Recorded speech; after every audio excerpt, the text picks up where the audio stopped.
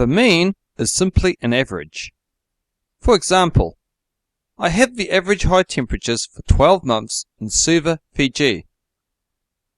To get the mean, simply add up all the values and divide them by 12. A mode is the most common number in a series of numbers.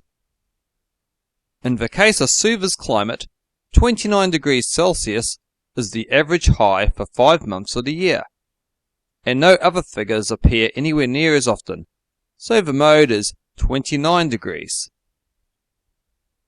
A median is the middle number in a ranked series of figures. Count the numbers of the list. If there is an uneven number of variables, the middle number will be the median.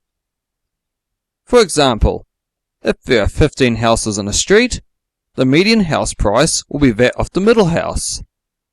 However, if the number is even, there will be 2 middle numbers, and it is likely that they will not be the same. Add the 2 numbers together and divide by 2 to get the median. For example, for Suva, the median would be 27.5 degrees.